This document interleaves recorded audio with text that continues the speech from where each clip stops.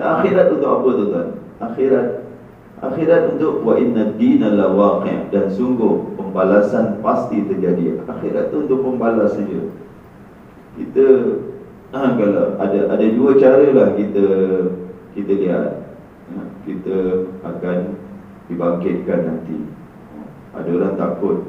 Tapi kalau saya cakap dengan tuan-tuan, awak semua akan dihimpunkan. Kenapa Allah nak himpunkan awak semua? Allah nak kahwinkan awak dengan bidadari. Oh, macam mana? Ya ke? Allah nak buat kahwinkan awak semua dengan bidadari, nak bagi rumah yang besar, nak bagi itu, okey tak? Kan? Nah, itu balasan lah. Allah nak balas. Jadi Al-Quran ni dia ada dua. Satu balasan yang baik, satu balasan yang buruk. Kalau balasan yang baik, takkan kita tak happy? Itu kan busyra kan. Nabi SAW diutuskan untuk basyiran wa nadhiran, untuk beri berita gembira dan beri amaran. Kita ingat hari akhirat dia semua muka dah cuak je, muka dah itu je. Janganlah bro, kita kan kau akan dikahwinkan dengan bidadari kan? Kata nak isteri yang cantik. Itu sedih pula, takut pula. Apa nak takut? Jadi gembira lah sikit. Dah beramal, dah beriman, dah ini semua, Allah SWT akan beri balasan. Jadi balasan ni pasti akan terjadi. Aku akan dapat, confirm ke kita dapat boleh ke kita dapat bidadari ni?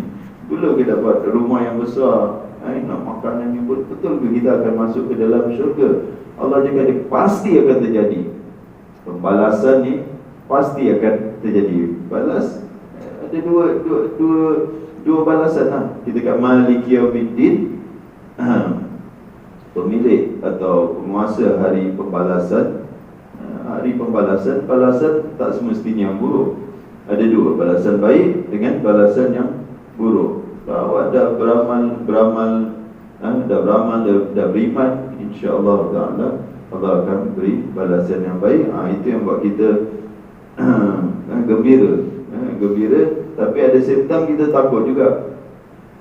Pasal apa? Belum dapat lagi. Jangan gembira sangat belum dapat. Kita cakap bonus berapa bulan bonus? Oh, dapat. Orang pencen dapat 10 bulan punya. Gembira betul Belum lagi, dah dapat belum? Belum jangan takut sebelum dapat mati ke apa. Takut ini berita bohong ke, berita ini. Jadi ada perasaan takut juga. Kemudian Allah Subhanahu Wa Taala bersumpah untuk kali kedua, was-sama'i dzatil hubub, demi langit. Demi langit ni ada tafsiran yang mempunyai jalan-jalan, lorong-lorong dia. Itu satu tafsiran. Ali bin Abi Talib dia tafsirkan dzatil hubub ini yang indah, demi langit yang indah. Mereka ni sahabat-sahabat, mereka nak keindahan malam je. Nak tengok apa? Keindahan malam kita tengok TV je. TV nampak indah je. Mereka tak. Mereka akan tengok langit.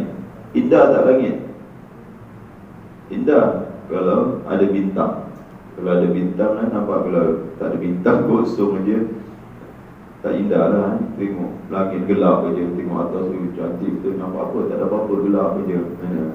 Bila langit tu ada bintang, walaqad zayyana as-samaa'a ad-dunya bimasabih. Kan kita baca dalam surah Mulk, demi sesungguhnya kami telah menghiasi langit itu dengan bintang-bintang. Itu satu tafsiran lah. Langit yang indah sekali. Bila lihat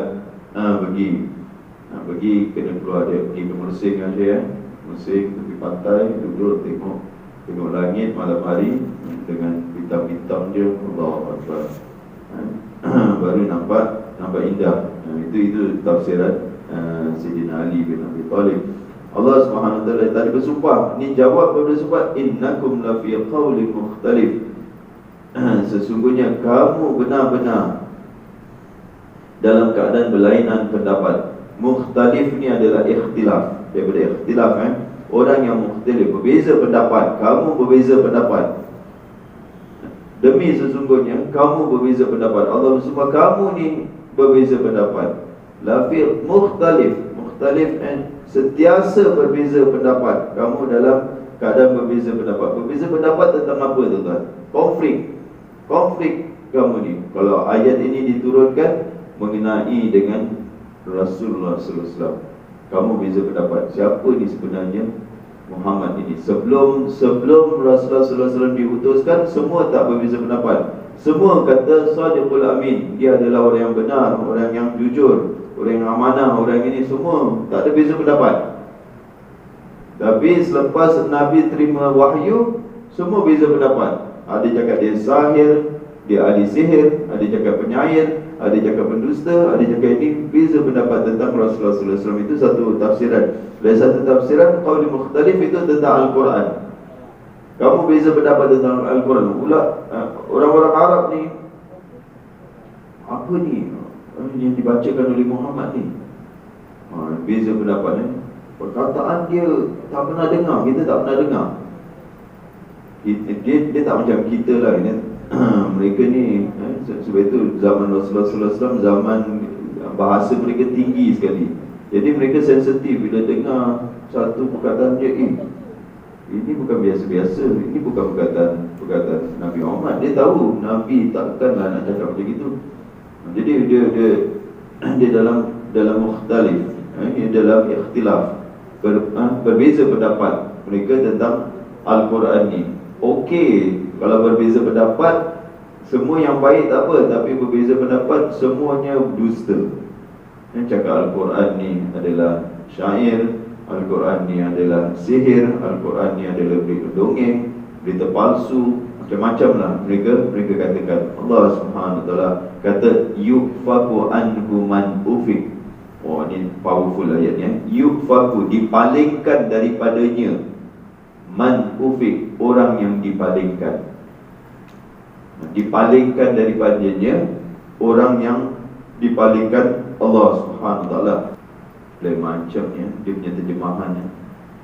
Dia cakap dipalingkan daripada itu orang yang dipalingkan Allah dengan sebab keikhlasannya dan mencari kebenaran. Itu satu tafsiran. Jadi dipalingkan daripada perselisihan, orang yang ikhlas, orang yang mencari kebenaran. Itu tafsiran Syekh Abdullah Basmi.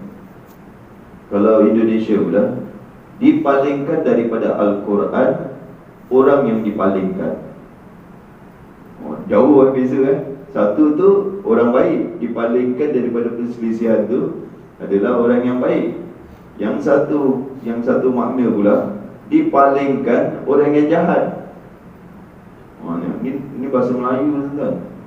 Saya tak tengok masalah dia, saya tak tengok terjemahan sebelum kadang terkejut boleh tengok. Tapi saya rasa yang dipalingkan orang yang berpaling daripada Al-Quran. Orang yang berpaling daripada Al-Quran yang dipalingkan. Saya tengok tafsir ini 10 tafsir. Dia kata kalau tafsir Muyassar dia kata, sesungguhnya kalian wahai orang-orang yang mendustakan benar-benar dengan perkataan tidak jelas tentang Al-Quran itu dan juga dia akan dipalingkan daripada Quran orang yang dipalingkan daripada beriman kepada dia. Jadi ini yang jahat, yang tak baik lah. Kemudian dia dipalingkan daripada iman kepada Al-Quran dan kepada Rasulullah sallallahu alaihi wasallam. Orang yang dipalingkan Allah kerana dalam pengetahuan Allah, berdasarkan ilmu Allah. Jadi ini pun yang tak baik. Dan kalau tafsir Fathul Qadir, dia akan dipalingkan daripada keimanan kepada Al-Quran orang yang layak, orang yang berhak dipalingkan daripada kebenaran. 3. Dipalingkan pun orang yang dipalingkan. 4. Dipalingkan dari benda itu orang yang dipalingkan. 5. Dah cukup lah 5 sekali tu. Semua cakap adalah dipalingkan, tapi Melayu punya terjemahan lain pula. Tak tahu kita dapat tafsiran mana. Kita susah sikit saya cakap Kalau kita tengok terjemahan dia, kita nak trace dia terjemah ini berdasarkan, dia bukan terjemah ikut akal dia, berdasarkan tafsir, kita tafsir. Tapi kita tafsir yang mana? Kita tanya penulis ni, Tuan Syekh ambil tafsiran dia daripada mana? Jadi dia cakap, dia tengok dia punya terjemahan dia, dipalingkan daripada perselisihan itu orang yang telah dipalingkan Allah dengan sebab keikhlasannya mencari kebenaran. Jadi orang tu baik pula. Sedangkan yang tadi, yang 5 tafsir, semua cakap dipalingkan daripada Al-Quran dan Rasulullah. Dipalingkan daripada Al-Quran dan Rasulnya orang yang dipalingkan. Itu Jadi saya tawakuf dengan terjemahan Melayunya. Saya tak dapat nak baca penerangan dia. Pasal saya tak baca kitab tafsir dia. Kitab tafsir dia kita kena, jadi kita nak baca terjemahan ni, kita nak refer kitab tafsir dia. Kitab tafsir mana yang dia terjemahkan ni. Kalau kita tak tahu, itulah kita just tak boleh terangkan. Tapi saya terangkan yang terjemahan Indonesia. Dia maksudnya apa? Orang yang berpaling daripada Al-Quran akan dipalingkan Allah SWT. Orang yang berpaling daripada Al-Quran akan dipalingkan, dijauhkan daripada Al-Quran. Ini yang kita takut. Kita dengan Al-Quran ni, kita tak nak baca Al-Quran, atau kita tak dibenarkan, tak diizinkan, tak digerakkan untuk membaca Al-Quran. Sama ada kita tak nak baca Al-Quran, atau Allah tak nak kita baca Al-Quran. Kita yang takut tu. Atau Allah tak nak kita baca Al-Quran. Awak berpaling, awak tak nak Al-Quran, Allah tak bagilah Al-Quran. Senang aja nak cakap. Ini law ni, undang-undang ni, awak tak nak, kita nak tergigih-gigih. Kita nak tergigih dengan orang yang tak nak. Betul? Kita cakap kan, kita nak ajak dia pergi umrah, aku tak nak. Nak dengar? Aku tak nak. Tak nak, sudahlah, aku yang pergi lah. Kita je pergi. Jadi ataupun next time kita ada free punya umrah pun, kita takkan ajak dia. Kenapa kau tak ajak aku? Kenapa nak ajak kau? Kau awal-awal dulu kau tak nak.